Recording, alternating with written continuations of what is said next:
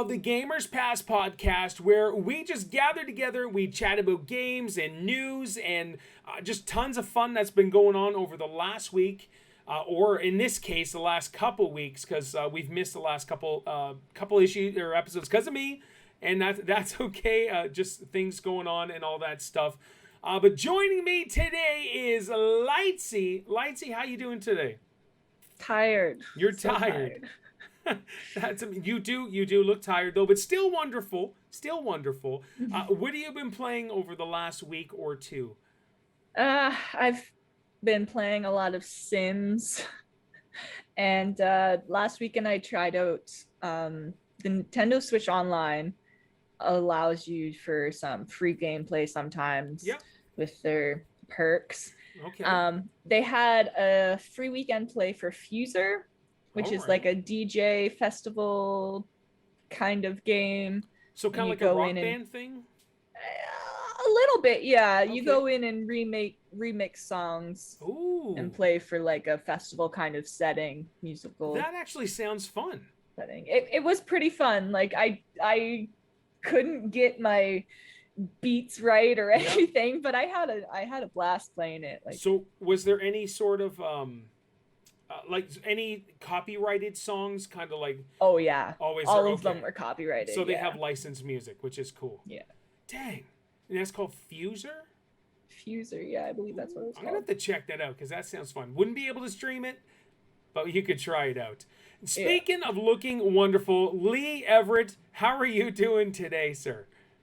To be honest, I'm a bit tired as well. Oh. But I'm doing well. How come you're tired? Like, you're British. You should never be tired. That's not one of my immunities. Oh, okay. That's a marvelous answer. Good stuff. So you're a little tie. That sucks. What have you been playing over the last little while? I've been playing in a way like mainly Rocket League on the Switch. Ah, okay. Which is just a bit of fun, to be honest. And I've been yesterday I downloaded Fart Night on the Switch in anticipation of your stream. Yeah. I'm terrible at that, so better get better before then. No, hey, we're going to be terrible altogether for the most part. So for those of you that are just tuning in and haven't been on the streams, on Friday, our good friend Kenny Blum suggested that we do Fortnite, which I used to do. I did it 4 months straight, and we had a great time, but that's all I played. That's where you met me. That's true. That is true, and that's.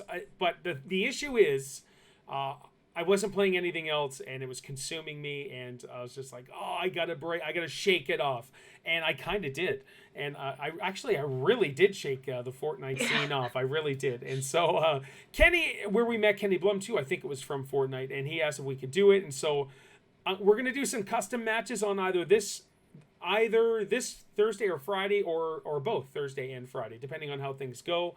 And the custom matches, I got set up with this whole creator code thing, which I will never use. I will let other creators promote their stuff because I'm not a Fortnite player. I just want to play with you guys and have some fun. And so hopefully we'll all have a good time. And I haven't done a custom match ever, so we'll have to figure that out together and go from there. But those of you that are watching, we're going to have some fun. Excellent. Lee, anything else you're playing other than Rocket League and Fortnite? Not particularly. I mean, League of Legends. No, I haven't actually touched that within the. Oh, I see how it is. Listen, if you were a hardcore Fortnite player and I asked if you played Fortnite and you're like, no, I'd be like, yes, just for poops and giggles. But no, hey, that's all right. That is all right. So I played Rocket League a few times. I have it, of course. It is a super fun game. I just don't have the time to dedicate to get good. Or average, I guess. And so especially with Game Pass, I'm really going crazy out in the living room with Game Pass stuff. Even today, Tropico 6, I was playing that this morning. I've been playing. So let me start with this, or not start. Let me say, Ori and the Blind Forest was fantastic. I played it on Game Pass. I beat it, and this was just like last month or whatever. It is so good. I almost quit because I just like I don't like cheating or trying to find out where to go online or anything. I try to figure it out. And this is a game. Once you figure it out, you go to the next section. You still have to figure out some things and then figure it out. It's like, okay, this is good. It is so good. So now I'm on Ori and the Will of the Wisps, and it's really awesome as well. It is so much fun, and so I'm kind of stuck at a spot. So I'm like, all right, I'm leaving it for a couple days. I fired up Tropico 6, and of course I love those style of games. Anyways, Tropico 6 is great. Have you guys played any of those Tropico games? Mm-mm. All right, so I basically it's I'm El Presidente, and I'm the president of kind of like a Caribbean island or something, and so I can, and it's a little more corrupt than just like, hey, build this place and you're good. People, you can actually like execute your people if they don't like you, and you can do secret deals and all that stuff to get your island going up. And basically you're just starting from the beginning and you're building up your island and setting up trade, earning money, and just being the president forever, however long you can, which is it's actually really cool. All right, we're going to jump into the news, and the first thing I want to talk about, even though this was announced a couple weeks ago, is Ghost of Tsushima Director's Cut. Have you, Lightsy, you have a PS4. Have you played Ghost of Tsushima? I didn't play it. I watched a couple of people play it, though. Lee, and you don't have a PlayStation. I would assume you've not played it. Okay, so let me just start off. It is the second game ever in my entire lengthy life that I've cried playing a video game at the very end. And it's not because it was over, even though I was sad it was over. The story is just so good. But the gameplay, the scenery, the landscape, the graphics, everything is gorgeous. Like next level. It's PS5, Xbox Series X level graphics on a PS4. It is, and I think that proved that we really didn't need this next gen system yet. We could have waited for this November, even though we haven't really got many games for the new systems. But it is a beautiful. The music is so good. The battles and the story and everything is just wonderful. Well, they're coming out with a director's cut, and it says here, Sucker Punch announced Ghost of Tsushima director's cut for PS4 and 5, featuring Iki Island or Iki Island. A new playable. I think they pronounced it Iki. Iki? All right, Iki. All right, I said like Iki. Iki Island.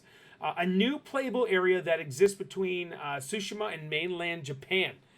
And so that just gets me beyond excited. I didn't stream any of it. It was just like I played it constantly. I didn't play anything else on days off that I wasn't streaming. There was times I couldn't stream. So I'm playing Ghost of Tsushima. So now here's the PS4 players will be able to pre-order and upgrade to the director's cut for $19.99. These are American prices. PS4 players who own the director's cut can upgrade to the PS5 version of the director's cut for $9.99, which is cool. And so it goes on to say anyone with the original PS4 copy of Ghost of Tsushima looking to upgrade the director's cut on PS5 will have to pay $29.99. Which I think would be like $35 for us in Canada, possibly. UK, possibly cheaper, be like $25. Yeah, probably.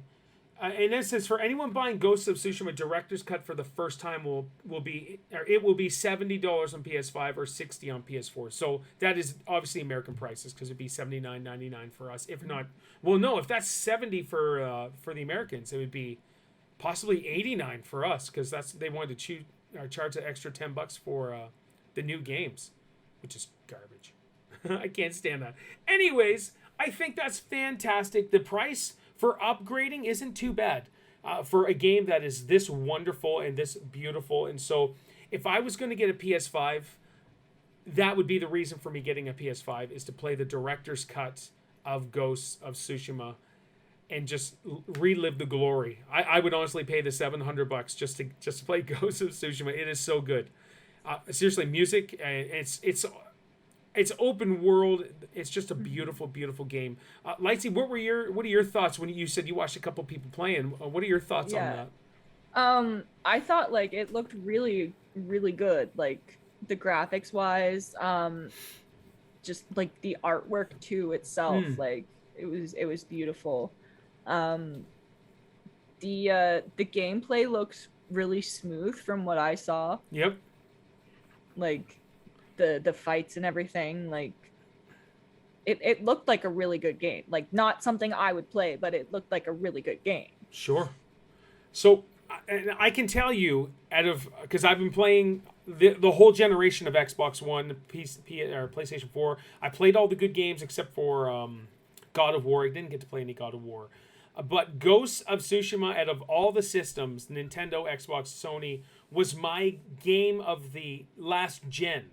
That's how good it was to me. It wasn't like game of the year. It was game of the last gen. It was that fantastic. Lee, have you seen much gameplay or much news or details on Ghosts? No, I haven't actually. But yeah, I mean, it does seem like a pretty good deal to have. Oh yeah. It wouldn't be something that I'd get the next gen PlayStation for. Sure. If they're doing an upgrade for the PS4 and you have it on the PS4 already, then yeah, which is cool. Like I said, it looks just as good as it would. I'm assuming on a PS5, but I can't wait to see it. Like I don't buy the PlayStation games anymore because I'm really dedicated to Xbox and Nintendo. But I told Isaiah to get his PS5 back from Cameron so I can use it in here, which I will end up doing. And I'll see if I can stream a Ghost, even though I don't really do single player games anymore on stream. I try to do multiplayer so I can hang out with you guys. So I'm excited. When I saw that announced, I was just like, oh my gosh. But even like the haikus are fantastic. The armor in with your character, I'm fanboying right now. It's just so awesome. It's such a great experience. So this is great news. I don't know the day it's coming out. I don't even know if I actually searched that up on what day it's coming out, but I'll fork over the money for sure to do that. All right, go ahead, Lee. I mean, like I'm not sure whether it's like really that sort of interesting, because the thing is that I've searched it up just there, and it comes out on the August 20th. Oh, okay. But when I've searched it up, it comes like on the top of Google. It says the Death Stranding director's cut. Ah, okay. And that one come to PS5 for $10. All right, I think that was just announced not too long ago with the Sony State of Play, wasn't it? July 8th, 3 days ago, they had the Sony State of Play, which I didn't get to watch, and they had a bunch of stuff with Death Stranding and all that stuff. So the director's cut is coming out on when is it? 20th of August. Okay, wow. Well, we'll see what's up. I never get to play Death Stranding. Apparently, it's weird and fun and crazy, and but that has Norman Reedus in it, doesn't it? Death Stranding, is that the one? Yeah, naked Norman. So. Which is messed up. Okay, we're going to continue on with more news. Something that really baffled me all last week and the week before, I think it was like 2 weeks, is the freaking Bidoofs. Everything was Bidoofs. Nintendo was Bidoof. Twitter was Bidoof. Everything was just Bidoofs. I don't even know. It's a Pokemon character, and we go to our residential Pokemon expert, Lightsy.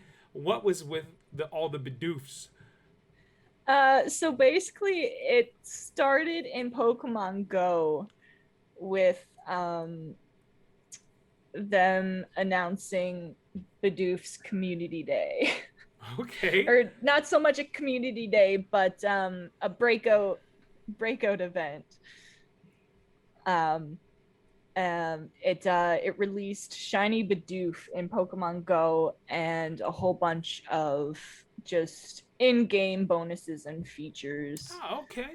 For Bidoof, which it eventually led to them changing to Bidoof Day on July 1st, which was Canada Day. Yes. But so Bidoof Day back in, I believe it was 2018. 2018? Yeah, 2018. It was originally on October 22nd. Okay. For Pokemon Go. So we don't know why they changed it to be on the 1st, but I mean, so I have Bidoof. No, go ahead. Sorry. No, I was just gonna say, Bidoof is basically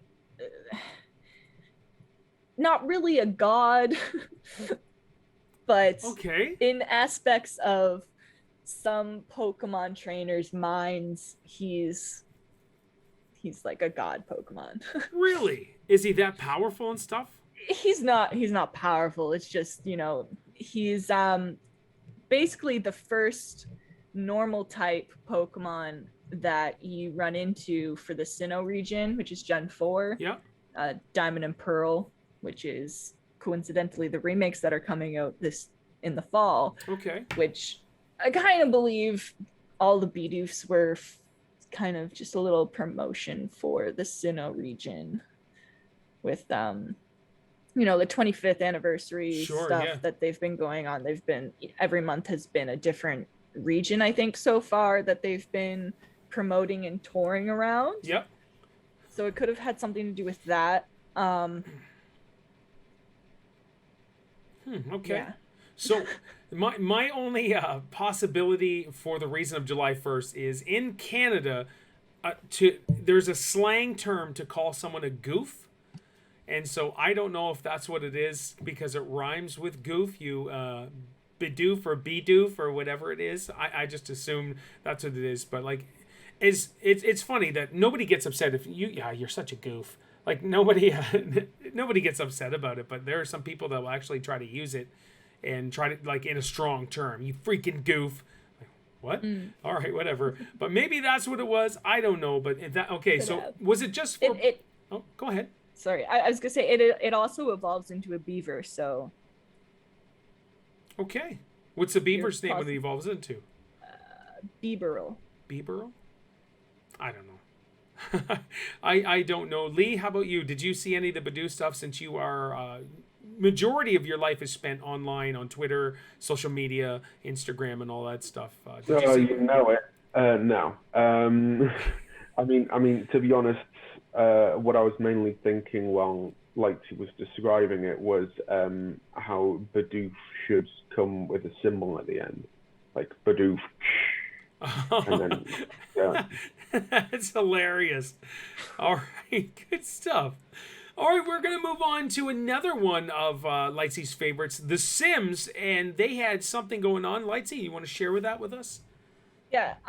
So last week they had, for the first time ever, an actual in-game event that was called, I believe it was called the Sim Sessions.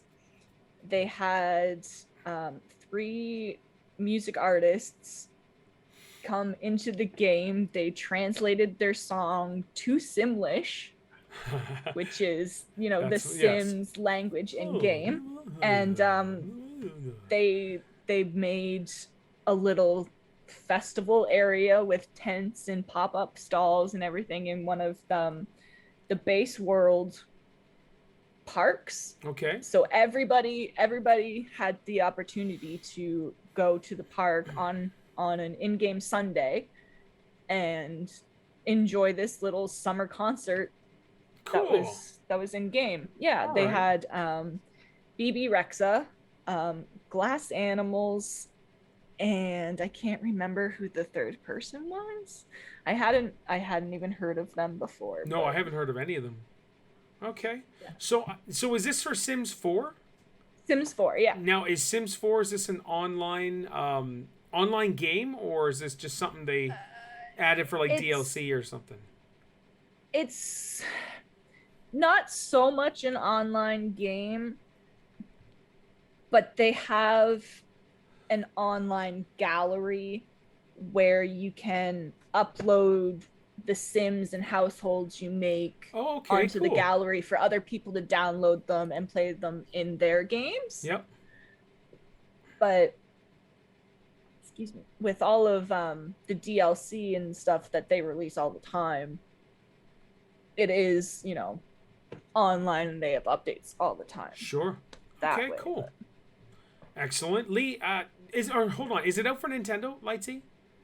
Nintendo Switch or no? It's not on the Switch. All right. Sims 4 is not on the Switch. It's on Xbox and PlayStation. Yes. I know it's on Xbox, yeah. Yeah, it's on PlayStation and Xbox. So okay, cool. I'm sure you probably could have been able to do it on that as well. Sure. But it ended on the 7th. That's cool. It's cool to have an event like that though. That just keeps the game fresh and stuff like that. Lee. Because the game's been around a while, so Oh, it's yes, it good. has. Yeah. Yeah, like It's good to keep it relevant. So your laptop, I'm pretty sure, will be able to handle the Sims game because it's not really graphically intense. Have you tried any of those games, Lee? No, but I have wanted to. Yep. Like they do look just like a bit of wacky fun. Yeah, I think I played the first two, and I dabbled a tiny bit in part 4 because I think it was on Game Pass for a little bit. Okay. Yeah. But Lee, So- you know what we got to do? We need to get you on Game Pass for PC, which you could run on your laptop and you can run on your phone, by the way, with the whole cloud gaming, sir. I'm just saying you'd be able to play pretty much any game in Game Pass. That's over 100 games. Wow. Our Lord Okay. and Savior Game Pass. Just think about it. I mean, you're loving these Game Passes, aren't you, Paul? Oh my gosh. I could spend a full podcast just talking about the goodness of I'm seriously considering getting the EA game one just for the extra Sims content in it that I don't have to buy the packets themselves. If you get Game Pass Ultimate, it comes with Xbox Live Gold, it comes with Xbox Game Pass, and it comes with the whole EA stuff. And I think there's almost 100 games from EA alone. They just put UFC 4 on Game Pass that you can. I downloaded it. I haven't played it yet. Like I said, Tropico 6. I just fired up, but new games every week coming to Game Pass. It is ridiculous. Not let alone Forza 6. Is it Forza 6 that we watched during our podcast for E3 when they announced Forza 6 or 5? What is it? Horizon's 5, I believe. Horizon 5. Yeah. That's going to be free. Crazy, Lee. I will talk, and you'll be able to play it, sir, if you get Game Pass. And like I said, you can just fire it up on your phone and play. You can hook your controller up to your phone, an Xbox controller or another cheapy one, whatever. You can do it. And with that, did you see that Xbox also kind of teased there that you could use a PS5 controller if you're playing on PC with the Game Pass? I didn't like, see you that. Can, That's you funny. can pick and choose what kind of controller you want to play with. And use the on the PlayStation games. one. Amazing. That is funny. And you probably can't. Do you have the Nintendo Pro controller, Lee?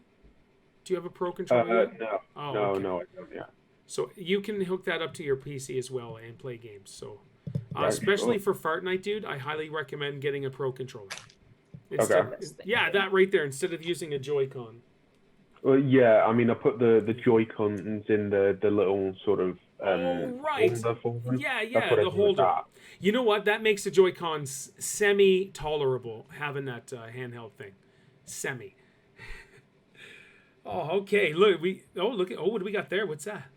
It's my PlayStation controller. Very nice. Mine's It's just very lightsy. Mine's a black one just sitting on the floor. That's all I'm doing really is playing Friday the 13th with it. That's awesome. All right, guys.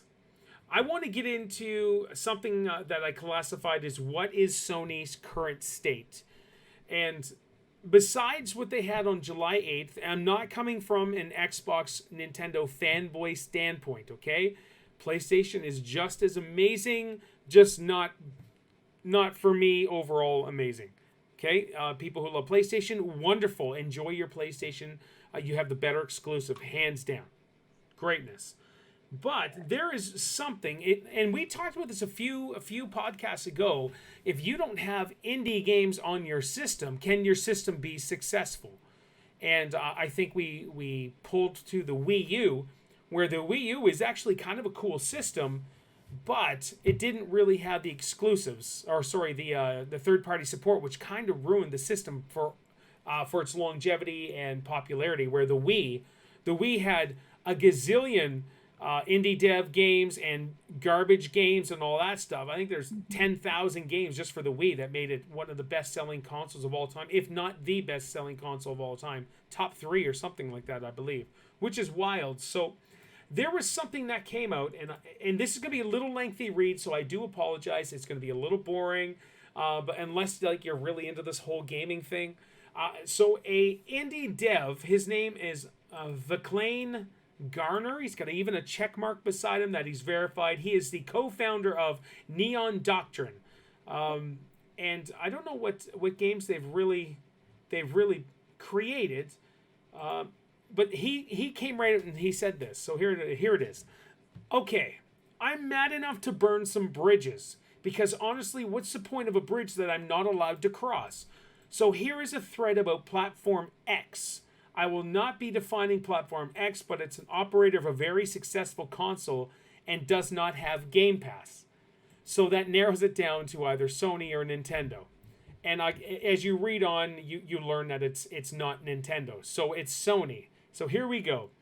Platform X gives developers no ability to manage their games. In order to get promotion, you must jump through hoops, beg, and plead for any level of promotion.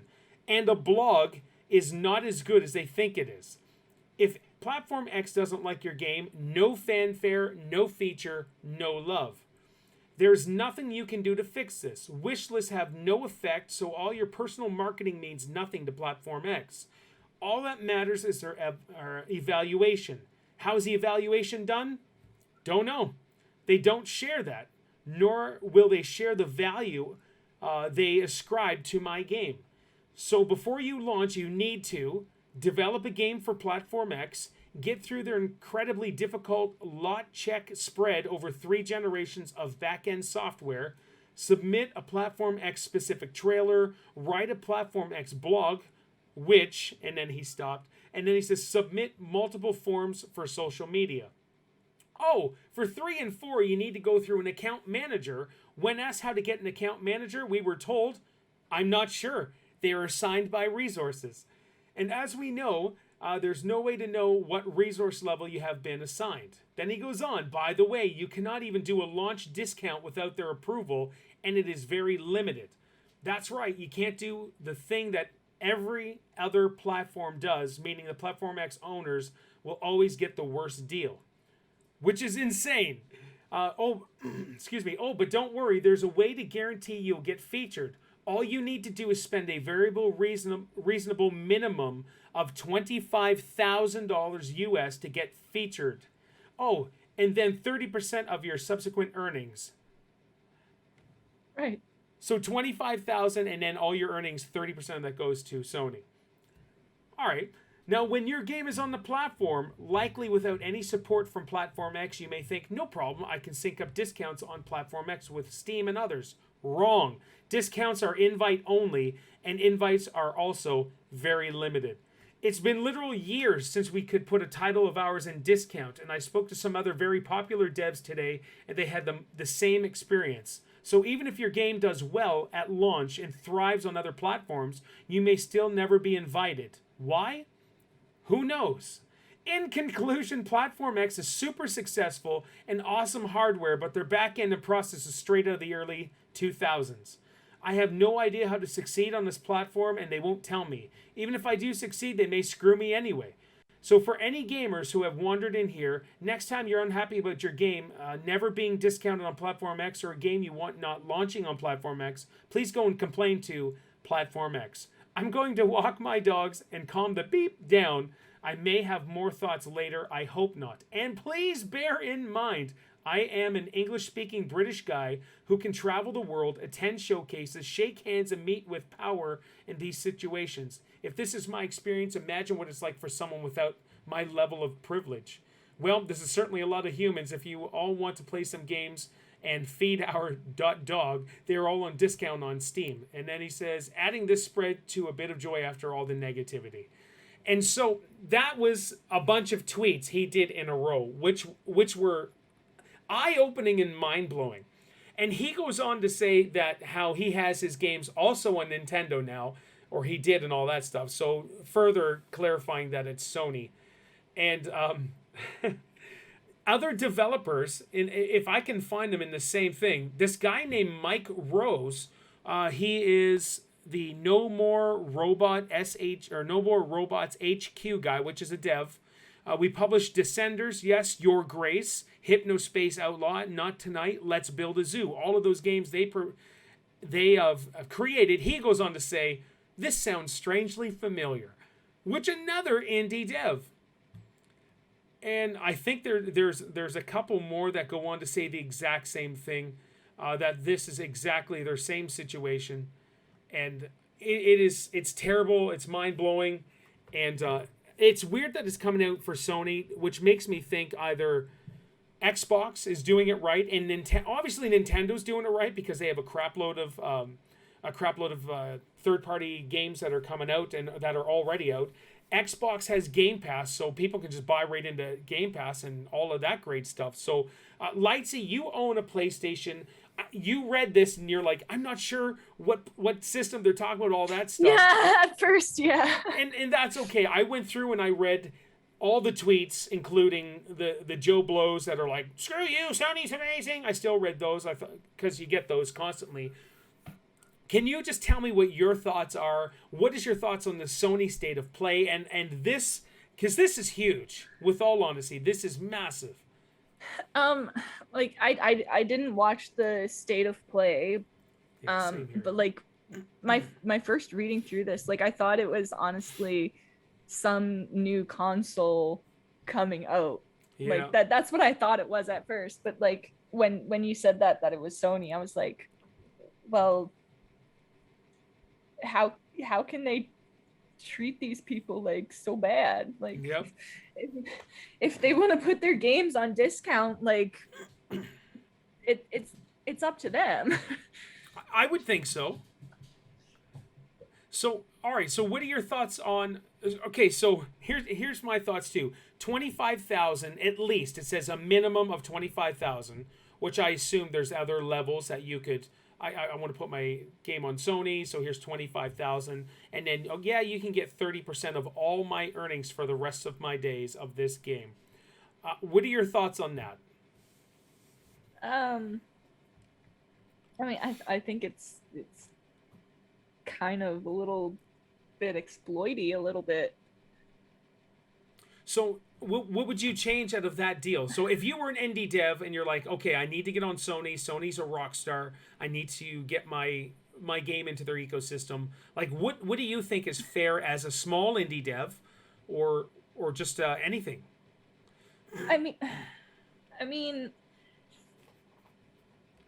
25,000 is a bit steep for something if they're not even going to promote their stuff for them to get that revenue to come in for it. Yeah. In the first place. I don't know. And I know you're not an indie dev. I'm kind of throwing you on the spot here, so I get it. Like, I don't know anything about marketing or anything, like game development, how much that's all going to cost, like in relation to what they're putting in for promotion or whatever. Like, I just think 25 is a bit steep. Like maybe 15 for something indie. Yeah. Yeah. But wow. I see what you're saying. Like, we're just gamers. And we see this and it's just like, oh my gosh, instantly on the defense, honestly. Lee, now this is your first time hearing all these tweets. It is a fellow Brit who's complaining about all this stuff. And the natural British thing would be to riot against Sony until you guys get what you want. But what are your thoughts on all this, Lee? Well, I just think, like, someone needs to get off Tinder because their standards are too high. Oh my gosh, that's amazing. But yeah, I mean, to be honest, I think it's quite crazy having to jump through all those loopholes. Like having 25,000 and then 30% off whatever earnings you make. Mm-hmm. Like it's quite much. Like to think that if you're unsuccessful, then like because games do flop and it does come like unexpectedly. Yeah.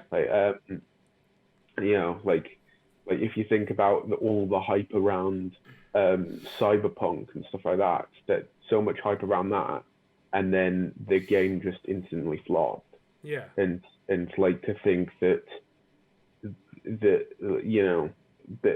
like a massive, like I just think like indie companies will have a really hard time getting through this.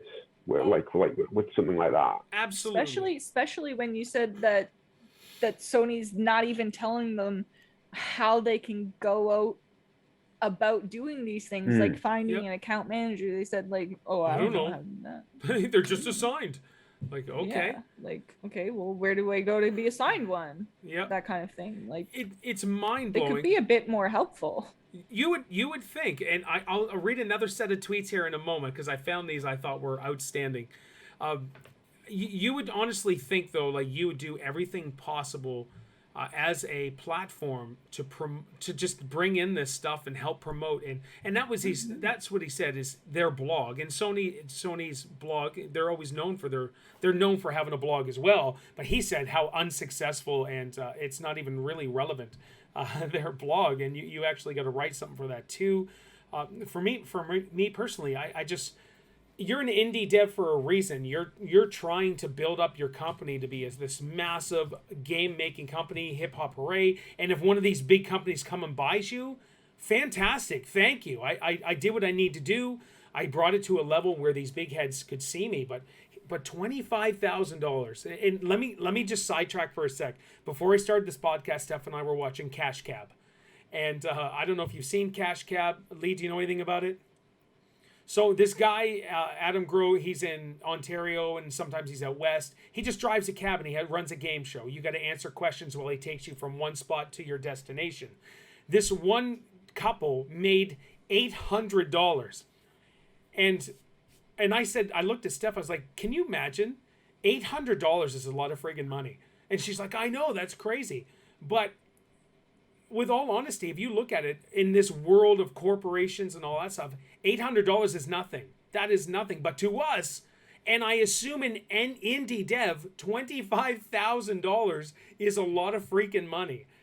Excuse me. And I can imagine with an indie dev as well, if they have that privilege of hiring some people to create, to be a graphic designer, to be a programmer, they would make at least $25,000. But as an indie dev, they may just make $25,000. Who knows?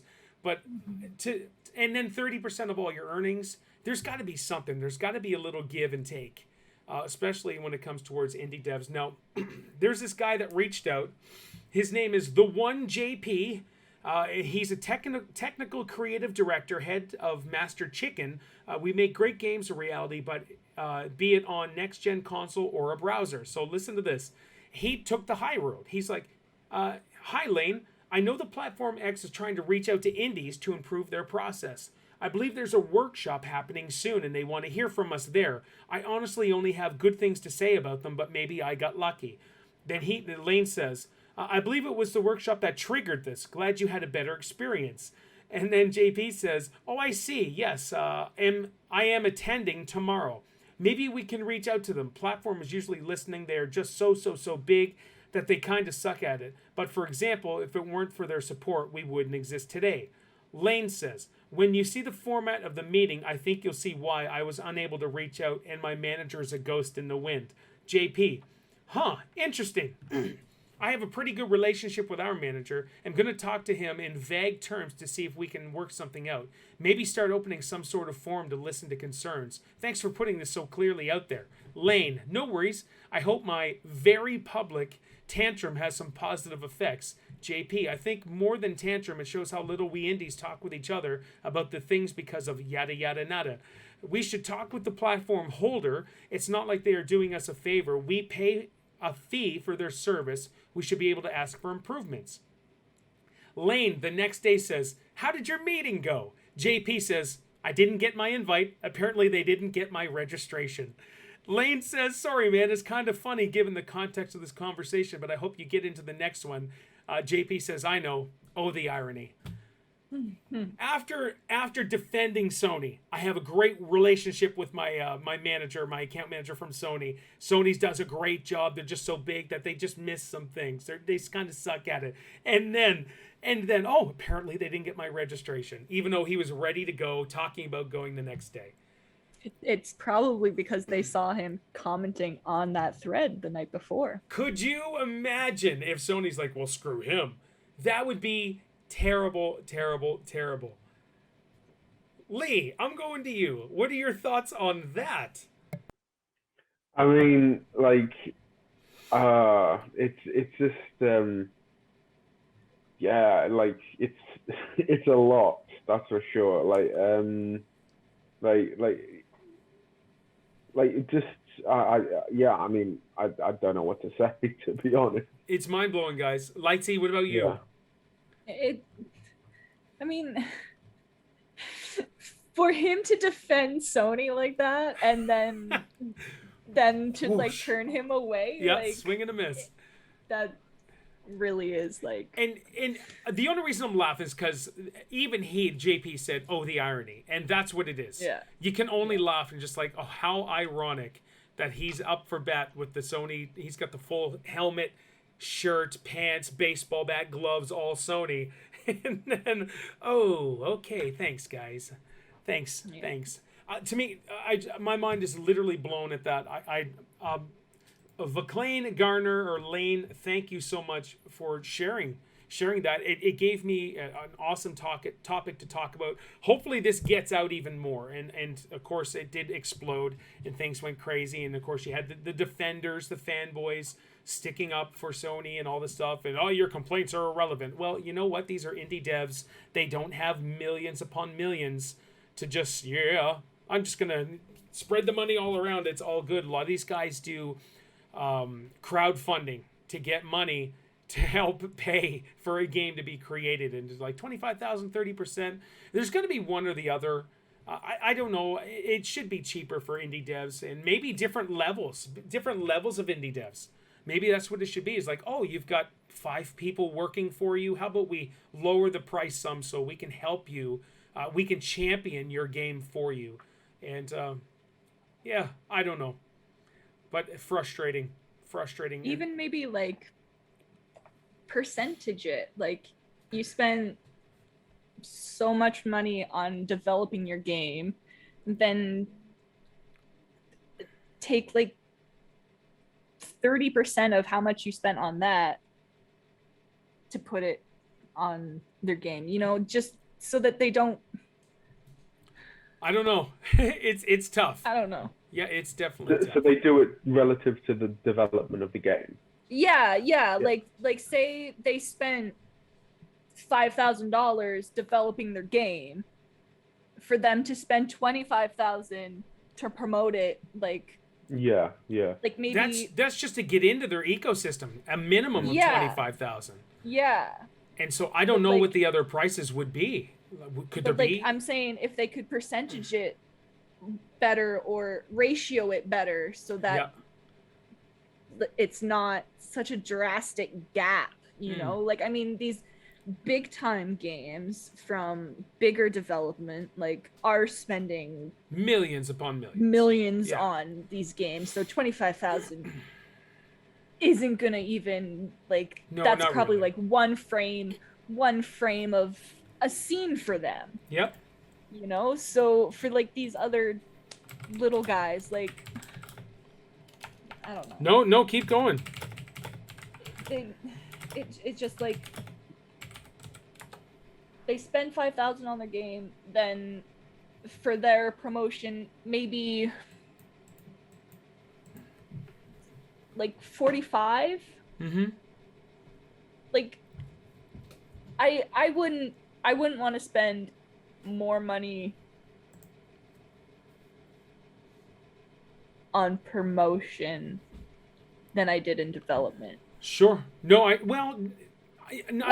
it. Yes, I get it. would, but like in Yeah. I in know what that you're kind saying, of though. aspect. So, like just not even for the promotion, just to be considered. Yeah. No, I know what you're saying. I wanted to pull to there's one thing I knew, and only because I watched a documentary. There's a developer, I forget the name of the game company, but it's one man, and he made Fez. It's one game. It's on a Nintendo Switch now, and people love it. It's incredible. I've yet to play it. I want to play it. I'll probably buy it on Nintendo Switch because I can't get it on Xbox. I think it's on PlayStation. So Fez, by one man, that's it. No other devs. One man cost over $500,000 to make. This is an indie game, and the game was so good it made over $2 million right away or whatever it was. But it was just that one guy. So Fez, F-E-Z is the game. Look at it. It's unique. It's different. It's almost 8-bitty, but people love it. I guess the experience alone is just so incredible that I do want to get it on Switch so I can just enjoy it at some point. And I talked about it a few podcasts ago. But if you look at that Fez, that one man, it cost over $500,000 to make.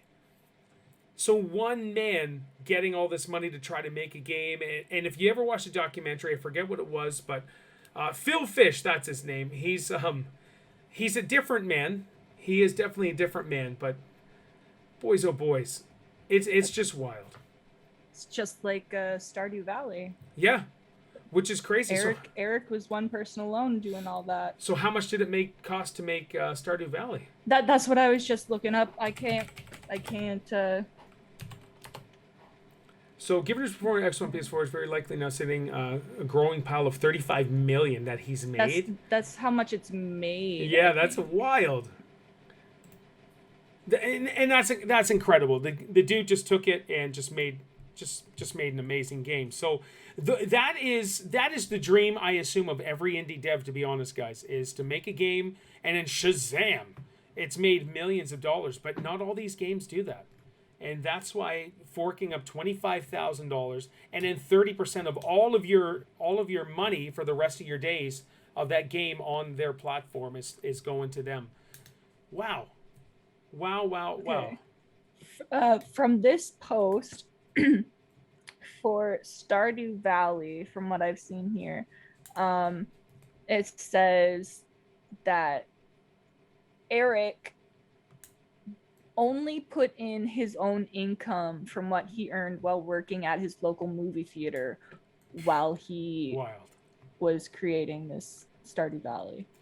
So somebody here said on Reddit, the creator worked for years, 70 hours a week, figured fully burdened salary at $200,000 per year, so equivalent of $750,000 to $1 million to create the initial version. Nobody paid that, he just did it. Then that's throw the exact marketing one that I'm looking at right now too. Yeah, then throw on marketing, server hosting, patching, new features, new platforms. So that is the thing with all these indie devs. They don't have millions upon millions, and with the server hosting and all that stuff too, there's just so much. It is wild.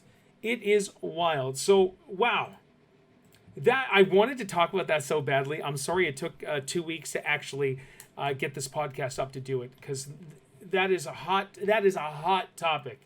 Hot topic. And you know what? We're coming towards the end. So how about our main topic, how about we cut that out and let's go right into Lee's trivia and go from there. And next week our main topic will be games with the best story that you've experienced and why. That was going to be this one, but I figured we're going to talk a little while on that, but that last topic had to guys, let me know what your thoughts are of Sony's current state. Even if you're a fanboy, you could just say there's angels hovering around me every time I hold a Sony controller. That's totally fine. But I would really like to have a balanced ideas and this stuff. So make sure you check out the guys' tweets and all of this stuff to see what happened, because it's wild. Lee, let's go into trivia. I want to say I'm at 9. Lightsy's at 8. Yay! But all right, let's go. What do you got? How many questions you got today? 2, like okay, normal. Cool. Yeah. So how many games were announced throughout all of E3? Oh my gosh, Lee, what are you doing? All right, let's go. 92, 100, 106, or 117. Huh. So Xbox alone was 30 games. That was just Xbox. And then Nintendo did an E3 thing. Ubisoft did. What was the lowest number? 90? 92. Is this games that were only announced at E3 and not prior to? Or just everything that was shown? Everything that was shown. Okay. I'm going... Oh my gosh, I burped as I said that. I'm so sorry. I'm going 92, ladies and gentlemen. What was C? 106. Then D was the 130 something? 117. I'll go with 106. Lightsy's right. Was 106. You can tell that Fung is not happy. All right, well, that's good. I suck at the trivia, guys. Here I am, a gamer forever, and I'm like, yeah, let's do some trivia so I can dominate. No, I can't do anything right. 106 games, really? Wow. That's incredible. Well, this is where you can pull it back, Paul. What is your most watched live stream on YouTube? It's got to be a Fortnite one. Oh, wait, hold on. It's either going to be a Fortnite or it's going to be Uncharted because of the Indian invasion. All right, let's go. Hold on here. I'm just let you know. Uncharted is not on here, so. What you talking about? It's Outlast 2, Dark Souls, Fortnite, or Friday the 13th. Oh. Well, now that Uncharted's not on it, I don't know now. Lightsy, you can go ahead first.